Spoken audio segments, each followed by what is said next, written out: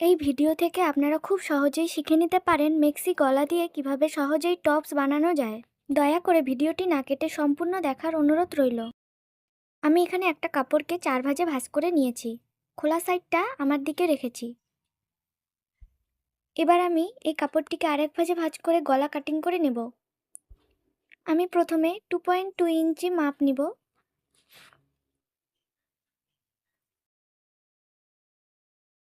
এবার আমি 2.2 ইঞ্চি থেকে 3.5 ইঞ্চিতে মাপ নিব। এবার আমি দাগ বরাবর কাটিং করে নেব।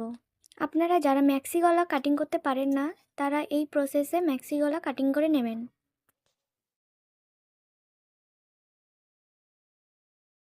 এবার আমি এটার যে কোনো এক সাইড কেটে নেব।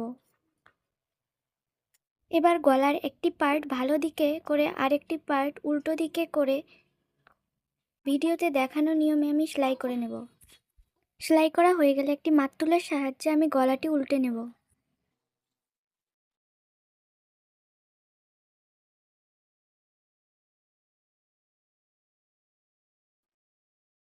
উল্টানো হয়ে গেলে খোলা দিকটা আমি এভাবে মুড়িয়ে সেলাই করে নেব।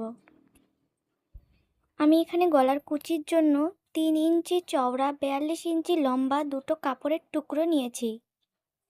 এবার কাপড়ের টুকরো দুটিকে ভালো দিক করে আমি জয়েন করে নেব। জয়েন করা হয়ে গেলে যে কোনো এক সাইড আমি এভাবে মুড়িয়ে সেলাই করে দেব।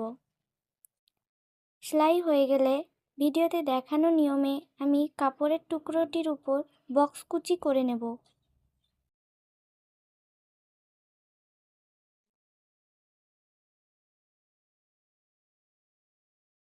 কুচি বানানো হয়ে গেলে গলার উপর এভাবে ভিডিওতে দেখানো নিয়মে কুচিটি বসিয়ে আমি সেলাই করে নেব।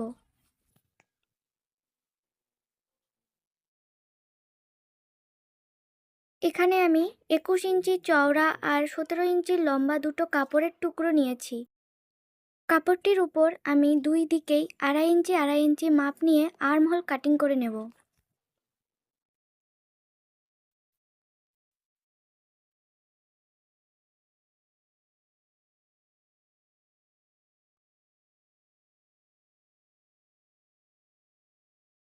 এবার ভিডিওতে দেখানো নিয়মে আমি আর্মহোল এভাবে মুড়িয়ে সেলাই করে নেব।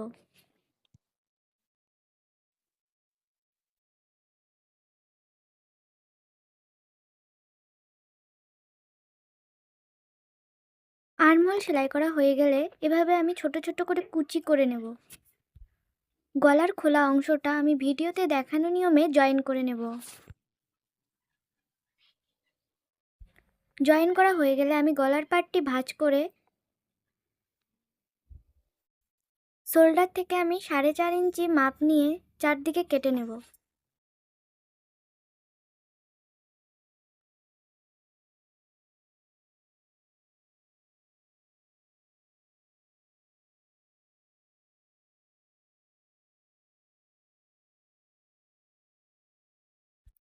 এবার আমি 4.5 ইঞ্চি মাপ বরাবর বডির পার্ট মিলিয়ে ভিডিওতে দেখানো নিয়মে সেলাই করে নেব।